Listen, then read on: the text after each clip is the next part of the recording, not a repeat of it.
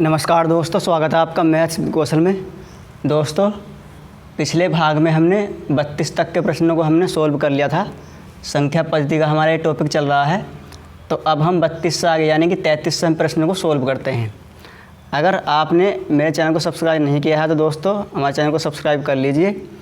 तो ये RRB NTPC और ग्रुप डी के लिए ये बैच चल रहा है, तो जिसमें आपको पूरा कंप्लीट मैथ्स पढ़ाऊँगा। तो चलिए शुरू करते हैं प्रश्न नंबर 33 से। यदि किसी संख्या का 35% उस संख्या के 50% से 12 कम है तो संख्या क्या है। देखो, किसी संख्या का क्या है 35%। देखो, मान लिया हमने संख्या क्या है x है, तो x का कितना परसेंट 35%, तो 35/100।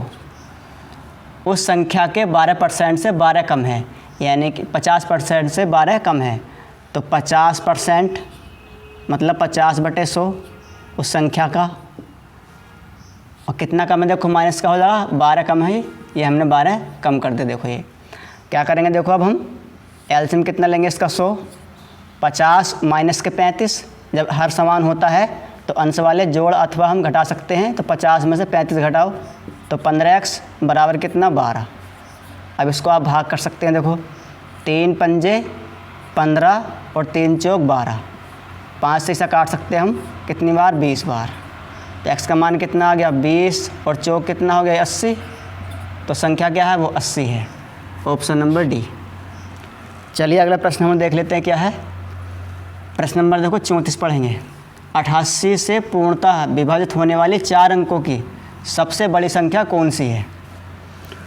देखो 88 का रूल क्या है, प्रश्न नंबर है 34। 88 का रूल ये है कि वो संख्या किससे 8 से कटनी चाहिए और 11 से कटनी चाहिए। 88 का रूल कितना है, 8 से भी कट जाए और 11 से भी कट जाए। तो देखो 11 का रूल फॉलो करो। देखो अब इसमें देखो सबसे पहले हम लेते हैं ए ऑप्शन। तो क्या देखो 11 क्या है कि सम और विषम का अंतर अगर 11 से विभाजित हो जाता है तो वो संख्या 11 से कट जाती है। देखो 9 4 13 और 9 4 13, 13 माइनस 13 0, ये कट सकता है 11 से। अब 8 से चेक करो।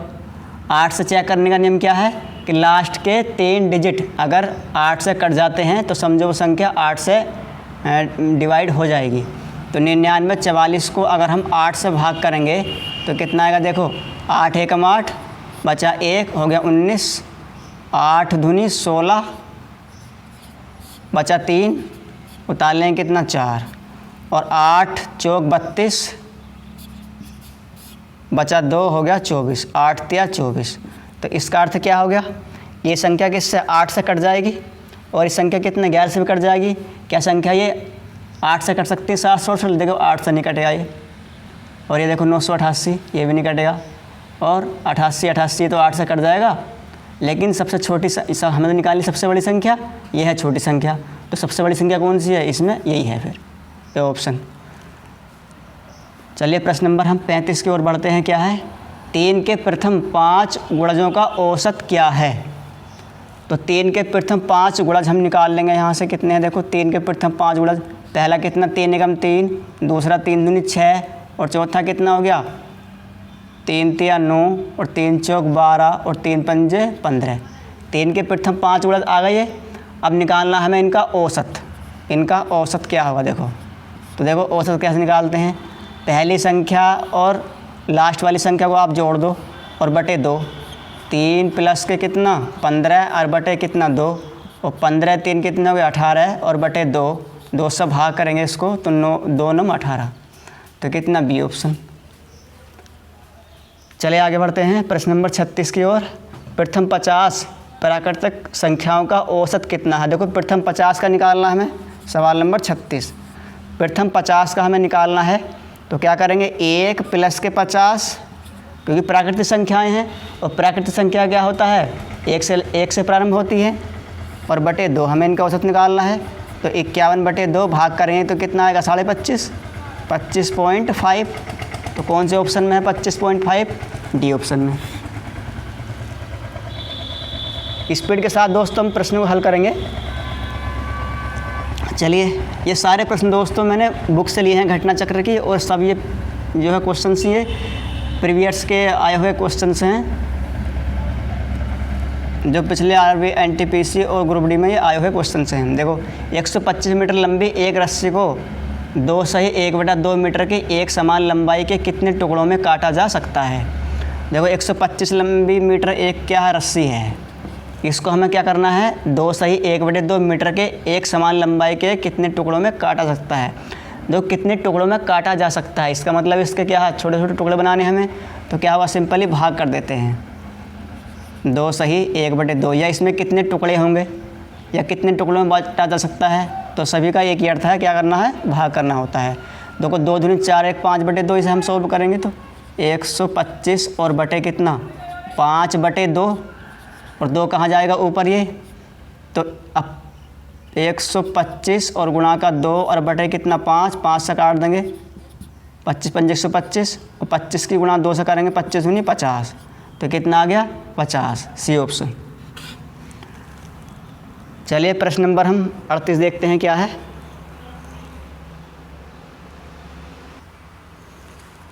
चलिए दोस्तों, प्रश्न नंबर 38 क्या है, 2 अंकों की एक संख्या इस प्रकार है कि उनका गुणनफल कितना है, 8 है। यदि संख्या में 18 जोड़ा जाता है तो संख्या क्या होता है, उलट जाती है। तो संख्या वह कौन सी है, बताइए आप। तो 2 संख्याओं का क्या है, गुणनफल कितना है, इनका 8 है। 8 इनका गुणनफल है। अगर हम उसमें 18 जोड़ दें तो उनके अंक क्या है, उलट जाते हैं। तो देखो इस तरह के ऑप्शन जब भी आप करो, आप विकल्प से सोल्व करो। तो देखो अगर हम इन ABCD विकल्पों में से इनका संख्या देखो गुणनफल कितना 8 है, तो 8 एकम 8, 4 दूनी 8, 8 एकम 8, 2 चौक 8, इसका मतलब गुणनफल तो इनका 8 हो रहा है सभी विकल्पों में। अब इनमें विकल्पों में से ABCD में से आप 18 और जोड़ कर देख लो, इनके अंक बदल जाने चाहिए। देखो 18 में 18 जोड़ेंगे 36, अंक नहीं बदले, तो ए ऑप्शन नहीं हो सकता। 18 में हम 18 जोड़ेंगे तो कितना होगा 36, ए ऑप्शन तो नहीं हो सकता। बी ऑप्शन क्या है, 42 में 18 जोड़ो, 42 और 18 कितने होंगे 60, इनके अंक भी नहीं बदले। 42 प्लस के 18 कितने 60, इनके अंक भी नहीं बदले। 81 में 18 जोड़ेंगे कितना हो गया 89, ये भी नहीं बदले इनके अंक। 24 और 18 जोड़ो आप, 18 प्लस के 24 तो कितना हो गया, ये होते हैं 42। तो देखो 24 था, अब मिल कितना गया हमें 42 मिल गया, तो क्या इनके अंक बदले नहीं बदले। देखो 4 इधर आ गया, 2 इधर पहुंच गया ये, तो इनके आपस में अंक बदल गए। तो इसका मतलब क्या है, ऑप्शन नंबर डी इसका राइट आंसर होगा। चलिए आगे बढ़ते हैं हम प्रश्न नंबर 39 की ओर। 39 क्या कहता है, 121 में से 11 को 10 बार घटाने पर क्या बचेगा। देखो 121 है और 121 को हम, प्रश्न नंबर 39 है ये, 121 में से हम कितना 11 को 10 बार घटाते हैं हम। 11 को 10 बार घटाएंगे मतलब 11 माइनस 11 माइनस 11 माइनस, इस तरह से हम 10 बार घटाएंगे तो क्या करो, गुणा तो कर दो सीधी। देखो अब 121 और माइनस का 110 घटाओ कितना बचा, 21 में से 10 घटाएंगे कितना, वही 11 बचा, तो बी ऑप्शन। प्रश्न नंबर 40, निम्न में क्या सबसे बड़ा है। तो देखो सबसे बड़ा कौन सा है, प्रश्न नंबर 40, निम्न में क्या सबसे बड़ा है, 171। अब देखो 1.73 की गुणा 10 की घात 2, यानी कि 1.73 की गुणा हम 10 की घात 2 से करेंगे तो कितना का 10 दही 100, और 100 की गुणा 1.73 से तो 173। सी ऑप्शन पर आओ आप, सॉरी 1.72 है बी विकल्प में, ये विकल्प बी था। अब सी ऑप्शन में आओ, कितना है, √3। √3 की वैल्यू कितनी होती है, √3 की वैल्यू होती है 1.73 और गुणा कितना 10 की घात 2 दे रखा है यानी कि 100। अब इसका मान कितना होगा, देखो 1.73 गुणा 100 से करेंगे तो कितना होगा 173। तो ये कितना था, देखो 1.72 यानी कि 172 था ये, 172। अब देखो 1.73 गुणा 100 से करेंगे हम तो कितना होगा 173 हो गया। अब डी ऑप्शन में आओ आप, 13 का वर्ग, 13 का वर्ग कितना होता है, 13 का वर्ग होता है 169। तो बताओ इनमें सबसे बड़ा कौन सा हुआ, ए ऑप्शन में 171 है। तो देखो सबसे बड़ा तो ये ऑप्शन हुआ कितना, √3 और गुणा 10 की घात 2, 173। तो सी ऑप्शन √3 गुणा 10 की घात 2 यही होगा। चलिए प्रश्न नंबर हम बढ़ते हैं अगले की ओर, क्या है प्रश्न नंबर 41, निम्न में कौन सबसे छोटा है। अब इसमें सबसे छोटा संख्या कौन सी है वो हमें बताना है। तो देखो माइनस प्लस में ध्यान रखो, सबसे छोटा अंक जो होता है माइनस वाले होते हैं। 10 की घात 2 उसकी घात कितना है 0। तो देखो ए ऑप्शन में क्या है 10 की घात 2 और इसकी होल पावर कितना 0, तो इसकी वैल्यू तो 1 होती है किसी की घात 0 हो। माइनस के 4 बी ऑप्शन में क्या है माइनस के 4 गुणा माइनस के 3 तो कितना हो गया प्लस के 12 हो गई। अब सी ऑप्शन में क्या है 8 गुणा का माइनस के 2 तो कितना हो गया माइनस के 16 हो गया। और 1/, कितना डी ऑप्शन में है 1/√3 और इंटू कितना 10 की पावर 3। तो देखो जो माइनस होता है माइनस तो सबसे छोटी वैल्यू होती है माइनस, यानी कि माइनस के 16 सबसे छोटी वैल्यू हो गई ये तो इनमें चारों विकल्प में से। तो क्या हो गया देखो सी ऑप्शन, क्योंकि माइनस के 16 सबसे छोटी वैल्यू होती है इन ऑप्शनों में से। तो ये हमारा आंसर आ गया। चलिए प्रश्न नंबर 42 क्या है, प्रथम 5 अभाज्य संख्याओं का योग है। अब अभाज्य संख्याएं आपको पता होनी चाहिए कि जिसके 2 मल्टीपल फैक्टर हों वो होती है अभाज्य संख्या। देखो प्रश्न नंबर है कितना 42, प्रथम 5 अभाज्य संख्याओं का योग। तो प्रथम अभाज्य संख्या कितनी होती है बताओ 2 होती है, फिर उसके बाद 3, फिर 5, फिर 7, फिर 11। देखो 5 हो गई है। अब इनका क्या निकालना है हमें योगफल। तो जोड़ो इनको, देखो 2 3 5 5 10 7 17 11 कितने हो 28। 28 किस में है डी ऑप्शन में। प्रश्न नंबर 43 की ओर बढ़ते हम। क्या है 12 के प्रथम 20 गुणजों का औसत। प्रश्न नंबर 43, 12 के प्रथम 20 गुणजों का औसत। तो 12 एकम 12 और हमें कहाँ तक चलना है बताओ, हमें चलना है कितना 20 गुणजों तक। तो 12 दूनी 24, लास्ट वाला कितना हो गया देखो कितना हो गया लास्ट वाला 240, क्योंकि 12 एकम 12 फिर अगला कितना होगा 24 होगा नहीं होगा, फिर अगला इससे अगला कितना 36 होगा। तो 20 गुणजों का निकालना हमें, तो 20 का कितना हो गया 12 गुणा 20 240। अब देखो औसत निकालना है हमें इसका। तो क्या करते हैं हम औसत में, पहला वाला अंक और प्लस लास्ट वाला अंक और बटे 2। 12 प्लस का 240 और बटे कितना 2। अब इनको हम ऐड करेंगे तो कितना हो गया बताओ, इनको हमने ऐड किया 12 240 कितने हो गए 252 हो गए।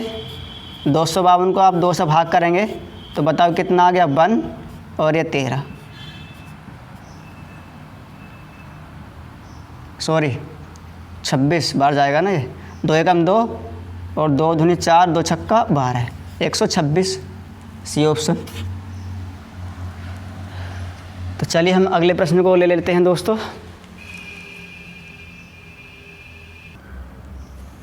चलिए दोस्तों प्रश्न नंबर 44 को हम सोल्व करते हैं। 100 को 1/2 से विभाजित करें, फिर 5 से गुणा करें और 20 घटाएं तो परिणाम जो है कितना होता है।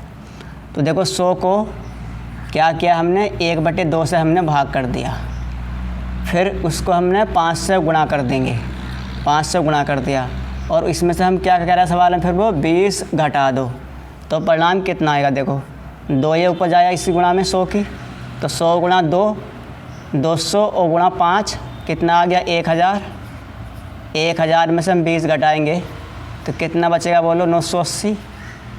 980 बी इसका राइट आंसर हो गया। प्रश्न नंबर 45 क्या कहता है हमारे पास, 45 है निम्न में से कौन सी संख्या अपरिमेय है। देखो अपरिमेय संख्या वो होती है जिसमें हम रूट में हम पूरा उसका वर्गमूल नहीं निकाल सकते। जो संख्या रूट में हो उसका हम वर्गमूल पूरा नहीं निकाल सकते। देखो ए ऑप्शन में क्या है रूट 2 एक अपरिमेय संख्या है। इसी प्रकार रूट 3 इसका हम वर्गमूल पूरा नहीं निकाल सकते। रूट 5 इसका हम वर्गमूल निकाल सकते पूरा। रूट 7 इसका वर्गमूल हम पूरा निकाल सकते। और रूट कितना है जैसे कि 23 और बटे 5 ये भी एक अपरिमेय संख्या है। और देखो सी में क्या है रूट 144, सी ऑप्शन में है रूट 144, लेकिन 144 का वर्गमूल कितना होता है 12। तो 12 में क्या होगी संख्या ये परिमेय हो गई। तो हमसे पूछा है अपरिमेय संख्या, तो इसमें केवल ए ऑप्शन रूट 2 इसका वर्गमूल पूरा नहीं निकल सकता है। इसका वर्गमूल कितना होता है 1.414 इस तरह से कुछ करके आएगा, तो इसलिए ये अपरिमेय संख्या है। चलिए प्रश्न नंबर 99 को सॉरी प्रश्न नंबर 46 को हम सोल्व करते हैं। क्या है, देखो 99 के 2/3 से 52 का 3/4 कितना कम है। क्या है प्रश्न 46, प्रश्न नंबर 46 है 99 के 2/3 से 99 के का मतलब गुणा 2/3 से 52 का, देखो 52 का मतलब गुणा 3/4 कितना कम है। तो घटा देंगे, कम के लिए इससे भाग करो, कितना 3 तिया 9, 3 तिया 9, 13 चौका 52 होते हैं, 13 बार 33 दूनी 66, 66 माइनस 13 तिया 39, घटाएंगे कितना बचेगा 7, 5 में 3 घटाएंगे 2, 27, ये ऑप्शन। प्रश्न नंबर 47, निम्न में से, प्रश्न नंबर 47 क्या है, निम्न में कौन एक काल्पनिक संख्या है। अब काल्पनिक संख्या क्या होती है, काल्पनिक संख्या यानी कि इमेजिनरी नंबर, जो हम सोच सकते हैं, केवल जिसको हम केवल सोच सकते हैं, उसका मान नहीं निकाल सकते, केवल हम उसको सोच सकते हैं, केवल हम कल्पना कर सकते हैं। इस संख्या वो कहलाती है काल्पनिक संख्या, कि हम इसको केवल माइंड में सोच सकते हैं। देखो √2 क्या है, अपरिमेय होती है ये तो, माइनस का 2 और उसके क्या है रूट, माइनस के √2। तो देखो ये क्या है, ये एक काल्पनिक संख्या है, क्योंकि देखो माइनस का रूट के अंदर माइनस चिन्ह, तो इसका वर्गमूल तो हम निकाल नहीं सकते। कैसे निकालेंगे इसका वर्गमूल, ये काल्पनिक संख्या है। इसी प्रकार जैसे कि माइनस का 144 हो, ये भी काल्पनिक कही जाएगी, क्योंकि इसका वर्गमूल पूरा तो हम 144 से कितना होता है 12, लेकिन माइनस का है, तो इसलिए हम इसका ये भी काल्पनिक नंबर हो गया।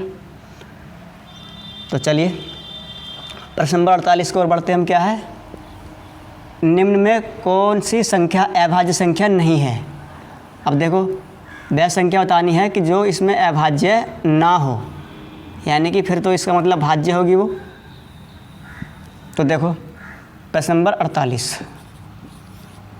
48 कहता है निम्न में से कौन संख्या अभाज्य संख्या नहीं है। देखो 41 केवल 1 से कटता है और 41 से कटता है, यह अभाज्य संख्या होती है। 61 भी अभाज्य संख्या होती है, 71 भी अभाज्य संख्या होती है। अब सी ऑप्शन में दे रखा हमें 51, देखो 17 तिया 51, 3 से कटती है, 17 से कटती है और 1 से भी कटती है, तो क्या हो गया सी ऑप्शन इसमें क्या है, ये अभाज्य संख्या नहीं है। चलिए सवाल नंबर 49 करते हैं हम। क्या है, 49 प्रश्न है, वर्ष 2010 और वर्ष 2012 में दिनों की कुल संख्या थी, कितनी थी। देखो 2010 क्या है, एक सिंपल वर्ष है, तो इसमें दिनों की संख्या कितनी हो गई 365। वर्ष 2012, ये 12 कैसा होता है, लीप वर्ष होता है 12, क्योंकि जो सन 4 से कट जाए वो लीप वर्ष होता है। अब लीप वर्ष में क्या होगा, एक दिन बढ़ जाता है, तो 2012 में क्या हो गया, दिन हो गए कितने 366। अब इनको ऐड कर दो, 11 6 6 12 13 का 3 3 3 6 1 7 731। देखो सी ऑप्शन। तो चलिए प्रश्न नंबर करते हैं 50 को हम हल।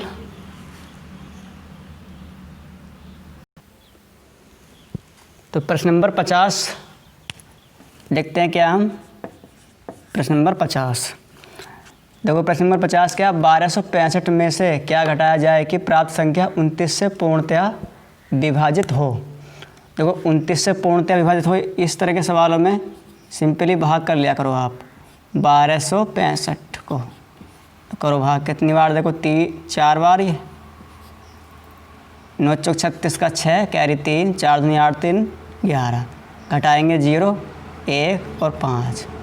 अब 29 तिया 87, 15 में से 7 घटाएंगे 8 और 9 में से 8 घटाएंगे 1, देखो 18। अगर हम इसमें से 18 घटा दें तो क्या होगा, 29 से पूरी इसमें भाग चली जाएगी। देखो ये तो 18 में किस में है, सी ऑप्शन में। चलिए प्रश्न नंबर 51 को हम देख लेते हैं। क्या है कि 4 अंकों की वह बड़ी से बड़ी संख्या क्या होगी जो 90 से विभाजित हो। ये क्या है, 90 है, जो 90 से विभाजित हो। देखो 4 अंकों की संख्या 51 सवाल। 90 से विभाजित होने का अर्थ क्या है कि वो संख्या 10 से भी कटेगी, वो संख्या 9 से भी कटेगी। और हमें पता है कि 10 का रूल क्या होता है, जिसके अंत में केवल 0 हो वही संख्या 10 से कट सकती है। जिसके अंत में 0 हो वो संख्या 10 से कट जाती है। देखो अंत में 0 ए ऑप्शन में है, देखो बी में नहीं है, ना सी में है, ना डी में है, तो बस ए ऑप्शन 99 100। ये संख्या 9 से भी कट जाएगी, ये संख्या 10 से भी कट जाएगी क्योंकि लास्ट में 0 है। प्रश्न नंबर 52। प्रश्न नंबर 52 क्या है, वह छोटी छोटी प्राकृतिक संख्या ज्ञात करें जिसे 594 में जोड़ने पर योगफल पूर्ण वर्ग हो जाता है। तो देखो हम जानते हैं कि 24 का वर्ग कितना होता है, 24 का वर्ग होता है 576, और 25 का वर्ग कितना होता है, 25 का वर्ग होता है 625। अब ये संख्या क्या है, 594 है, तो इसका मतलब अगली संख्या का जो वर्ग होना चाहिए मतलब 625 होनी चाहिए अगली संख्या। तो 594 में देखो 625 में से हम क्या करें, 625 में तो इसको घटा दो, या फिर ऑप्शन से भी आप सोल्व कर सकते हैं। देखो 625 कैसा सकता है कि 594 में अगर हम कितना जोड़ दें 31, अगर हम जोड़ दें इसमें तो कितना हो जाएगा, 4 1 5, 9 3 12 का 2 और 5 और 1 6, 625। यानी क्या ऑप्शन ये 31 क्या है, बी ऑप्शन। तभी तो पूर्ण वर्ग बनेगी। 594 में हम 31 जोड़ेंगे तो 625, और 625 क्या है, पूर्ण वर्ग संख्या है। चलिए प्रश्न नंबर हम 53 को सोल्व करते हैं। क्या है, तो अगला प्रश्न 53 हमारे पास, दो संख्या का अंतर 11 है। मानव संख्या कितना, ए और बी हैं, इनका अंतर कितना है, 11 है। चलो अब अब 11 है तथा उन संख्याओं के 1/5वें भाग का योग कितना 9 है। अब ए प्लस बी के योग का 5वां भाग यानी कि 1/5, योग का 5वां भाग कितना है, 9 है। तो देखो कितना योग गुणा पहुँच जाएगा इसकी, ए प्लस बी का मान कितना आ गया 45, और ए माइनस बी कितना दे रखा हमें, कितना 11। तो देखो ये कैंसिल आउट, 2a बराबर कितना हुआ, ये 45 11 जोड़ो आप 56, 2 से भाग करेंगे इसको कितना 28। तो ए का मान कितना 28 है, तो बोलो बी का मान कितना आ गया, 45 माइनस के 28, तो बी का मान कितना आएगा 17। तो ए 17, ए 18 और बी 17। देखो 28 और 17 सॉरी, ए 28 और बी 17। ये हो गया ऑप्शन नंबर डी इसका। चलिए प्रश्न नंबर 54 को सोल्व करते हैं हम। क्या है प्रश्न नंबर 54 हमारे पास, किसी संख्या का 27 के साथ वही अनुपात है जो 16 का 32 के साथ है। किसी संख्या का, प्रश्न नंबर क्या है 54, प्रश्न नंबर क्या है 54। तो किसी संख्या का, माना वो संख्या x है, किसी संख्या का 27 के साथ, चलो 27 के साथ अनुपात हो गया ये। देखो बराबर क्या है फिर, अनुपात जो 16 का 32 के साथ है, 16 का 32 के साथ हो गया ये। भाग करो इसको, 16 कम 16, 16 दूनी 32। x बराबर कितना आ जाएगा, देखो 27 से कम 27 और बटे 2। 27 को हम 2 से भाग करेंगे तो कितना आता है, 13 दूनी 26 और यानी कि 13.5। 27 का 13.5, तो कितना होगा, संख्या क्या होगी 13.5 होगी वो, डी ऑप्शन। तो दोस्तों हमने ये